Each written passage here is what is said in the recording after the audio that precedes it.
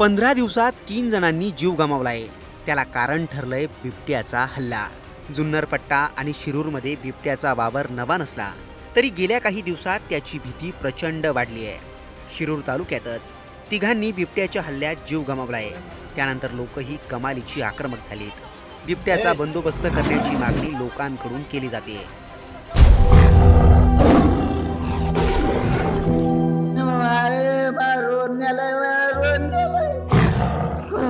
माणसं येता येता माझ्या भावाला नेलं तिकडे, इथून माझ्या भावाला नेलं माझ्या मोरून।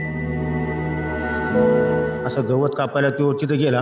गवत कापायला गेला तर डायरेक्ट वाघाने जेब घेतली।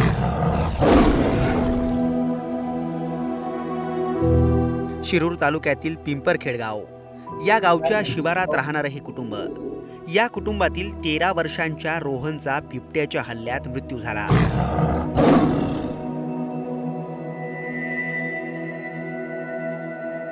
या घटनेनं रोहनचे आई वडील घरातले सर्वजण बिथरलेत। माणसं येता येता माझ्या भावाला नेलं तिकडे, इथून माझ्या भावाला नेलं माझ्या मोरून। बिबट्याची दहशत शिरूर तालुक्यात प्रचंड वाढली आहे। रोहन गुरांसाठी गवत आणायला जातो सांगून गेला, पण जिवंत घरी परतलाच नाही। बिबट्यानं केलेल्या हल्ल्याचा थरारक घटनाक्रमही समोर आलाय। रविवारी दुपारी जेवण झाल्यानंतर रोहन घराबाहेर पडला। आईला त्यानं सांगितलं की गवत काढून येतो असं, पण त्यानंतर जे घडलं ते थरकाप उडवणारं होतं। नेमकं त्या दिवशी काय घडलं होतं तुम्हीच ऐका। पुणे जिल्ह्याच्या शिरूर तालुक्यातील पिंपरखेड या गावात बिबट्याच्या हल्ल्यात 13 वर्षीय मुलाचा मृत्यू झालाय। आपण या ठिकाणी आहोत। आपण पाहू शकताय हेच ते घर आहे। याच घरातील रोहन बोंबे या 13 वर्षीय मुलाचा मृत्यू झालाय। खरं तर या घराशेजारी हा त्याचा गोठा आहे आणि या गोठ्यातील जी जनावरं आहेत या जनावरांनाच खाद्य काढण्यासाठी रोहन बोंबे हा या ठिकाणी घराशेजारीत असणाऱ्या शेतामध्ये आपण या ठिकाणी पाहू शकताय। हे समोर जे शेत आहे या शेतामध्ये रोहन हा खरं तर जनावरांना खाद्य आणण्यासाठी गेला होता। या ठिकाणी जे हत्ती गावात आहे ह्या हत्ती गावातमध्ये बिबट्याने त्याच्यावरती हल्ला केला आणि हत्ती गावात शेजारी असणाऱ्या उसामध्ये बिबट्याने त्याला ओढत नेलं।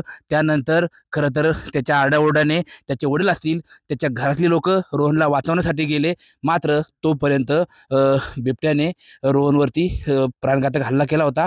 त्यात रोहनचा जीव गेला होता। खरं तर आपण आता रोहन बोंबे हा जो मृत मुलगा आहे त्याच्या घरी आहोत। आपल्यासोबत बोलण्यासाठी रोहन जो आहे त्याच्या आजी आहेत। आजी काय सांगा? इथं रोहन बसला होता, मी बसले होते, माझ्यापाशी उभा होता। कोणी आला पत्र्याची आडाशी माझ्या भावावर झडप घातली, असं ओढून नेलं तिकडे।